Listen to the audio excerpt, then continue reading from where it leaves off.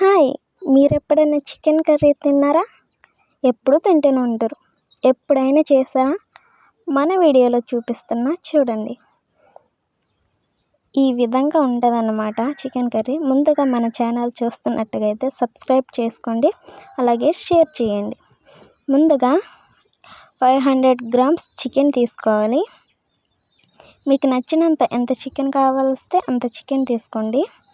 దానికి తగినంత కారం, తగినంత సాల్ట్ మరియు వివిధ రకాలైన ఫ్లేవర్స్ పౌడర్స్ లాంటివి యూస్ చేసుకోండి. అలాగే పసుపు, అల్లం వెల్లుల్లి పేస్ట్, అదేవిధంగా పెరుగు కూడా యాడ్ చేసి దాంట్లోని నూనె పోయాలి.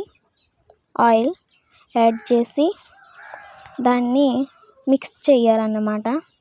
మిక్స్ చేసి ఒక 1 అవర్ దాకా ఫ్రిడ్జ్లో పెట్టుకోవాలి, లేదా మనం అట్లా పెట్టినా పర్వాలేదు, కానీ 1 అవర్ దాకా ఉంచాలి.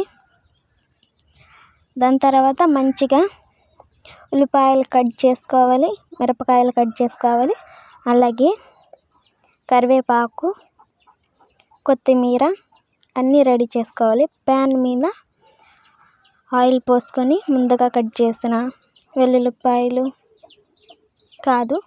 ఉల్లిపాయలు, పచ్చిమిరపకాయలు, అదేవిధంగా కరివేపాకు, కొత్తిమీర యాడ్ చేయండి.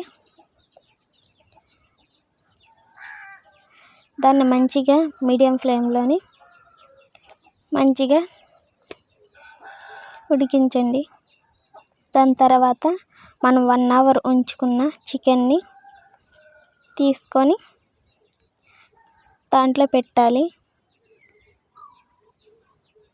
మంచిగా ఆయిల్ పైకి వచ్చేటట్టు మిక్స్ చేయాలి.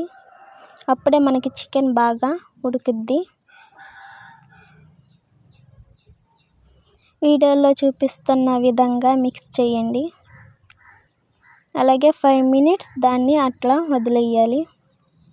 అది మంచిగా కుక్ అయ్యిద్ది అన్నమాట. అన్ని మసాలాస్ ఫ్లేవర్స్ అన్నీ చికెన్కి బాగా పట్టిద్ది. తర్వాత మనకి టమాటా ఫ్లేవర్ కావాలనుకున్న వాళ్ళు టమాటా వేసుకోవాలి.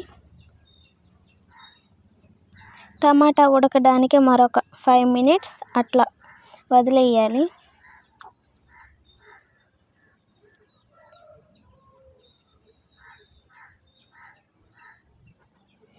అది మంచిగా కుక్ అయిన తర్వాత మూత తీసి మంచిగా మిక్స్ చేసుకోవాలి.